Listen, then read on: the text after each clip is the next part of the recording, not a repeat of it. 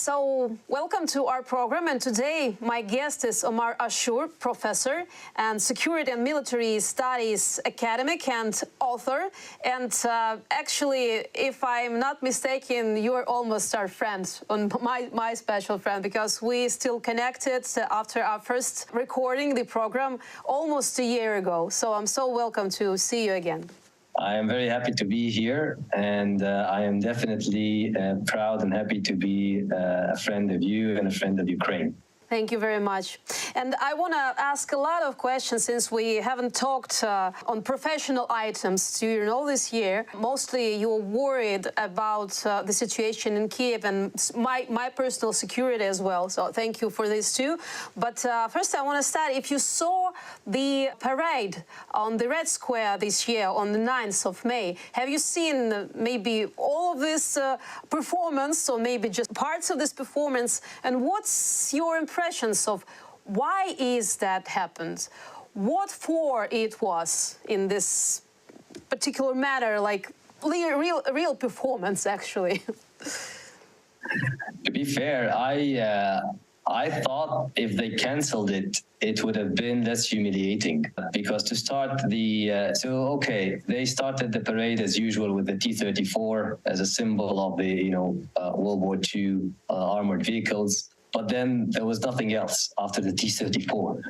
So no other tracked vehicles, very few Tigers and infantry fighting vehicles, and very limited, I guess, performance. So I believe it looked a bit embarrassing. Even the few presidents that attended, if I read the optics right, they were trying to stay away from Mr. Putin as far as possible. So it was quite an interesting, but I thought it was quite reflective of the international situation on one end. But also I thought, if they just declared security concerns, there's been an attack on the Kremlin, and we just canceled it, that would have been less humiliating than the show that was put. And also, if you compare the optics, from last year to this year, last year it was about, controlling Ukraine and being in Kyiv in a few hours or a few days and so on. And this year it's about, there was an attack on the Kremlin, but the president is fine. So it was, I think, quite of a very, let's say, quite humiliating show, I'd suppose. Actually, all this, I would say, sad faces that we saw on the screen, and I think the world again understands what's really going on in the Russian politicum. But is this picture of these sad faces of this tank that you mentioned already affect somehow the audience in Russia?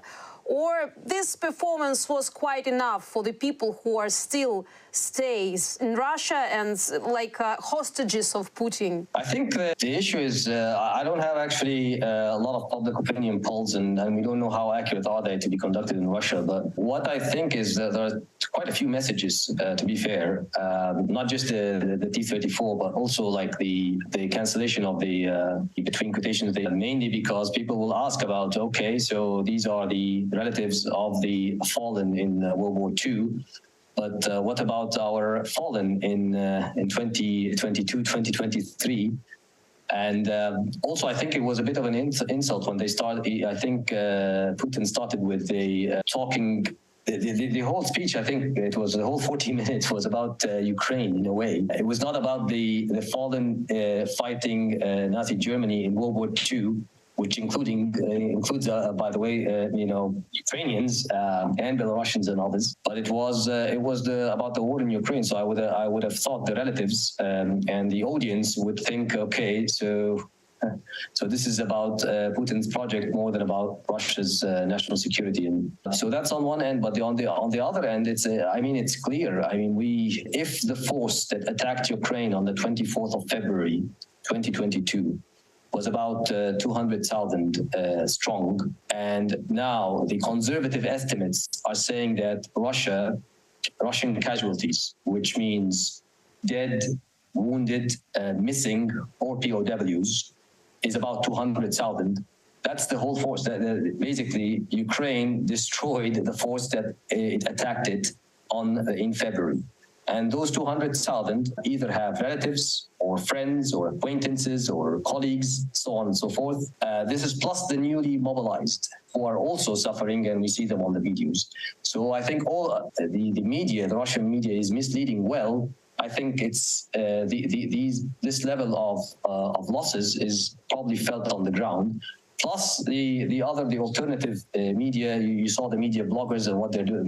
Russian military media bloggers or Russian mil bloggers who were describing the situation there in many ways, and I'm sure they have their own audience. You have Mr. Prigozhin, the head of Wagner, who was I don't think it ever happened in Russian history that you have a head of a private military company, between quotations, who comes up, curses the chief of staff and the Ministry of Defense publicly multiple times. The last one was probably the most dramatic, because you saw the bodies of over 30 Wagner mercenaries dead behind him.